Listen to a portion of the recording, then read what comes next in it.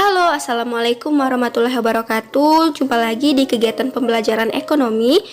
Kali ini kita masih membahas bab tentang lembaga jasa keuangan pada submateri pasar modal. Nah, Ananda sekalian, setelah menyimak video ini, Ananda diharapkan dapat mencapai tujuan pembelajaran, yaitu mampu menjelaskan pengertian pasar modal, mampu menyebutkan fungsi pasar modal, mampu menjelaskan peran pasar modal dalam perekonomian Indonesia, mampu menjelaskan lembaga penunjang pasar modal, menjelaskan instrumen atau produk pasar modal, serta mampu menjelaskan mekanisme transaksi di pasar modal. Nah, tidak perlu berlama-lama, siapkan buku dan penanya, dan selamat belajar. Studying the truth.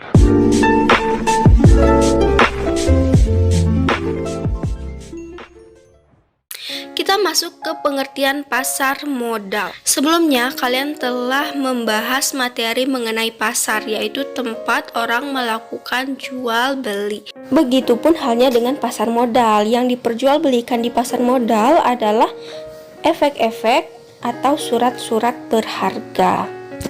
Oleh karena itu, pasar modal sering juga disebut sebagai bursa efek. Menurut Undang-Undang Nomor 8 Tahun 1995, pasar modal merupakan kegiatan yang berkaitan dengan penawaran umum dan perdagangan efek. Nah, makanya disebut sebagai bursa efek karena memperdagangkan efek. Apa sih efek itu? Efek itu merupakan surat-surat berharga yang dimiliki oleh suatu badan usaha atau perusahaan. Nah, untuk memperoleh tambahan modal bagi usahanya, sebuah perusahaan akan menjual surat-surat berharga miliknya. Gunanya apa? Untuk memperoleh dana segar dari para investor. Nah, investor ini adalah pihak yang membeli surat-surat berharga dari suatu perusahaan dengan harapan kelak dia akan memperoleh keuntungan dari pembelian surat berharga tersebut. Nah, pasar modal sendiri merupakan tempat bertemunya antara pemilik surat-surat berharga ini dengan investor yang menyediakan dana.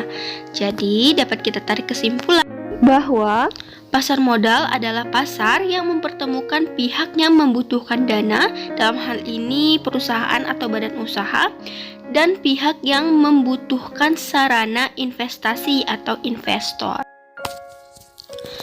Selanjutnya kita akan membahas mengenai fungsi pasar modal. Nah, Ananda sekalian, yang perlu kalian ketahui bahwa fungsi pasar modal yang utama adalah sebagai sarana dari badan usaha atau perusahaan untuk memperoleh tambahan modal dalam mengoperasikan perusahaan. Nah, pasar modal ini juga berfungsi sebagai sarana pemerintah dalam meningkatkan pemerataan pendapatan. Selain itu, perusahaan juga dengan modal yang diperoleh dari pasar modal dapat meningkatkan produksi atau memperbesar produksi, membuka lapangan pekerjaan baru karena adanya peningkatan produksi tadi, serta bagi pemerintah sendiri dapat memperoleh pemasukan pajak yang lebih besar. Kemudian kita akan membahas tentang peran pasar modal. Pasar modal memiliki peran yang sangat penting dalam perekonomian Indonesia. Selain sebagai tempat interaksi pembeli dan penjual efek dalam menentukan harga surat-surat berharga, pasar modal juga berperan sebagai sumber pendapatan bagi investor, baik investor individu maupun investor corporate atau perusahaan, dari pembagian laba usaha atau dividen, maupun dari penjualan kembali surat-surat berharga tersebut dengan harga yang lebih tinggi. Nah, melalui pasar modal ini, pemerintah dapat mengeluarkan surat-surat berharga milik pemerintah guna mendapatkan dana segar untuk menunjang pembangunan di negara kita.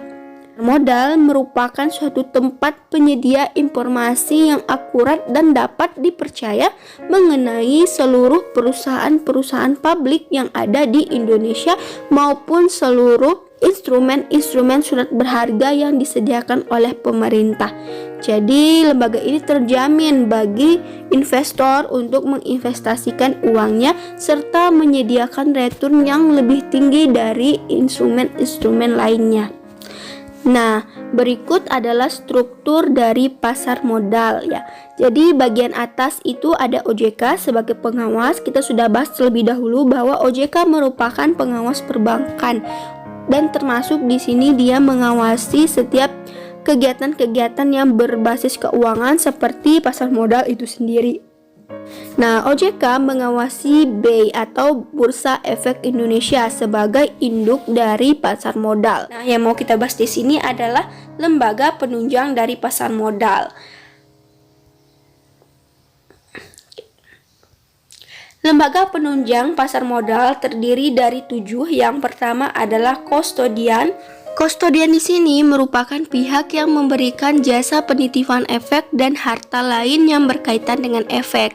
Biasanya praktek kustodian ini dilakukan oleh lembaga penyimpanan, perusahaan efek maupun bank umum yang menjadikan dirinya sebagai bank kustodian. Kemudian Biro Administrasi Efek merupakan pihak yang berdasarkan kontraknya dengan emiten melaksanakan pencatatan kepemilikan efek dan pembagian hak yang berkaitan dengan efek. Wali amanat adalah pihak yang mewakili kepentingan pemegang efek yang bersifat utang. Nah, fungsinya di sini itu dalam emisi obligasi dan bank umum. Kemudian ada pemeringkat efek atau lembaga swasta yang melakukan peringkatan atau perangkingan dari efek, penilai harga, perlindungan dana pemodal serta BAPMI atau Badan Arbitrase Pasar Modal Indonesia. Kita lembaga penunjangnya. Sekarang kalian tahu tidak apa saja sih produk-produk pasar modal itu? Ada banyak produk pasar modal. Di antaranya adalah obligasi, saham, reksadana, REIT, waran, dan opsi. Namun di sini yang sedang booming atau terkenal saat ini adalah saham dan reksadana. Bahkan di kalangan siswa maupun mahasiswa sudah banyak yang mulai menginvestasikan uangnya di reksadana atau saham dengan menggunakan KTP orang tua. Sebenarnya apa sih saham dan reksadana itu? Yuk kita bahas satu persatu. Yang pertama akan kita bahas adalah obligasi. Obligasi di sini merupakan surat berharga atau sertifikat yang berisi kontrak pemberi dana dengan yang diberi dana. Nah, obligasi sendiri merupakan surat utang. Utang milik perusahaan atau milik pemerintah yang nantinya surat obligasi itu kita beli dan kita akan memperoleh bunga dari obligasi yang kita punya tersebut. Selanjutnya adalah saham. Saham ini adalah bukti kepemilikan kita terhadap suatu perusahaan. Artinya kita menyertakan modal kita dalam suatu perusahaan. Nah, untuk saham sendiri dapat kita beli mulai dari Rp10.000, di mana keuntungan dari saham ini ada dua, yaitu melalui dividen atau bagi hasil laba dari perusahaan maupun dari capital gain atau perubahan harga saham. Kemudian reksadana. Reksadana sendiri adalah wadah untuk menghimpun dana untuk selanjutnya diinvestasikan dalam portofolio efek. Dalam hal ini saham atau obligasi oleh manajer investasi. Jadi bedanya dengan saham itu adalah kita kasih uang ke manajer investasi untuk mengelola uang kita. Entah mereka mau masukkannya ke obligasi atau ke saham, itu tergantung manajer investasi. Keuntungannya apa dari reksadana ini adalah perubahan NAV, yaitu perubahan harga reksadana dari saat kita membeli NAV tersebut. Kemudian ada REIT, atau kita sering dengar dengan istilah right issue. Right ini merupakan produk derivatif atau turunan dari saham, di mana right ini digunakan oleh perusahaan-perusahaan untuk menerbitkan saham baru, dan right ini bisa kita tebus menjadi saham pada waktu tertentu dengan harga tertentu. Selanjutnya adalah waran. Waran ini juga merupakan produk derivatif saham yang dikeluarkan oleh suatu perusahaan, namun sifatnya adalah sama dengan obligasi. Jadi nanti bisa kita konversikan menjadi saham. Selanjutnya adalah opsi. Opsi ini adalah produk derivatif dari saham juga yang memberikan hak kepada pemiliknya untuk menjual atau membeli sejumlah aset finansial tertentu.